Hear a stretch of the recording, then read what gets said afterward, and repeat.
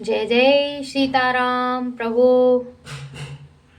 आज आपको एक कथा सुनाते हैं सिया राम की और कनक भवन की। एक दिन रात्रि में माता सीता का मन हुआ कुछ लीला की जाए, तो माता सीता ने श्री राम से कहा, आज आप सिया बनिए और मैं श्री राम बनूंगी। तो श्री राम प्रभु बोले कि नहीं सीते, कोई और लीला कर लेते हैं, ऐसा नहीं करते। अब सीता माता बोली, नहीं, मुझे तो आज यही लीला करनी है। तो श्री राम मानना ही पड़ा। बोले ठीक है, चलो, जैसी तुम्हारी मर्जी वैसा ही करते हैं। तो सीता माता श्री राम के रूप में तैयार होकर आई, धनुष बाण, सिर पे मुकुट, और सीता माता बहुत ही सुंदर लग रही थी। तब श्री राम ने कहा कि हे सिया, आप बहुत सुंदर लग रही हो, आपको किसी की नज़र ना लग जाए, आप बहुत ही अति सुंदर लग रही हो। तब सीता माता बोली, ठीक है, अब आप सीता का रूप धारण करके आइए।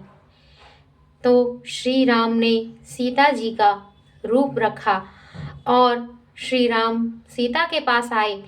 सीता बोली कि हे प्रभु, आपका सौंदर्य तो अद्भुत है, आपको देखा भी नहीं जा रहा है, कृपा करें आप और जाकर थोड़ा अपना श्रृंगार बिगाड़ कर आइए, तभी मैं आपको देख पाऊंगी। तब श्री राम ने अपने काजल को थोड़ा बिगाड़ा, फिर दोबारा आए।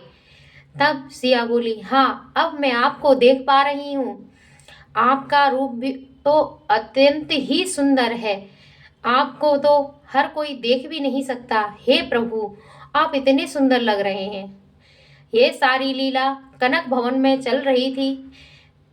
तो श्री गुरु वशिष्ठ रात को ध्यान में मग्न रहते थे सिया राम के। तो वो बैठे बैठे अपने नित्य कार्य से संपन्न करने के बाद ध्यान मग्न हुए।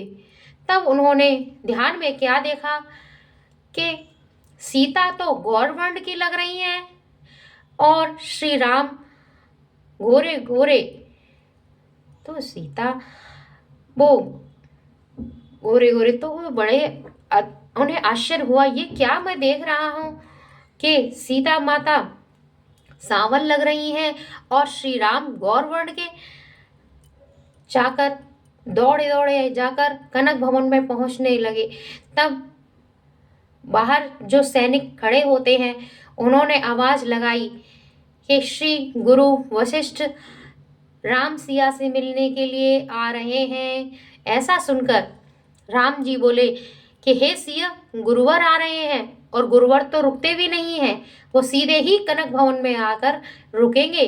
जल्दी करो, आप अपना और मेरा दोनों का ये सब वेश हटाओ। जल्दी जल्दी ही दोनों ने अपने अपने वेश को, अपने ही स्वरूप को दोबारा बदला और जय राम राम बने और सिया सिया बनी। फिर तब तक गुरु वहां पहुंच गए। तो श्री राम से बोले कि हे राम, क्या बात है, आप ऐसे क्यों घबराए हुए हो? तो गुरुजी से बोले, नहीं गुरुवर, ऐसा तो कुछ नहीं है। बोले, मैं आप सबको देखने आया था। बोले, ऐसा क्यों गुरुवर, कोई बात है तो अगर कोई परेशानी है तो आप मुझसे कहिए। तो बोले, नहीं बात कुछ नहीं है, मगर मैंने कुछ देखा था तो इसलिए मैं देखने आया था, संतुष्ट होने आया था।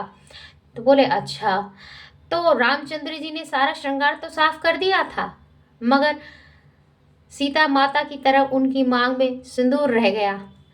तो गुरु वशिष्ठ बोले कि कुछ तो अजीब है। जब उनकी नज़र उस सिंदूर पर पड़ी तो वो मुस्कुराकर नीचे देखने लगे। तब श्री राम बोले कि हे गुरुवर, आप मुस्कुरा क्यों रहे हैं? क्या हुआ है मुझे जो आप ऐसे मुस्कुरा रहे हैं? तो श्री राम ने अपना हाथ अपने सर पे घुमाया तो उनके हाथ में सिंदूर आ गया। तो अब श्री राम सकुचने लगे और बोले, हे गुरुदेव, कृपा कर आप ये बात किसी से ना कहें, क्योंकि ये बात अगर बाहर जाएगी तो अच्छा नहीं लगेगा।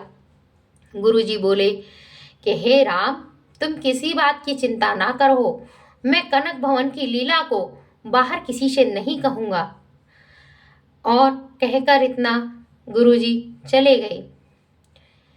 तो ऐसे हैं श्री राम प्रभु, जो श्री राम ने अपने राज्यकाल में लीलाएं की थी और जो अधूरी रह गई थी वही द्वापर में श्री कृष्ण ने आकर पूरी की हैं।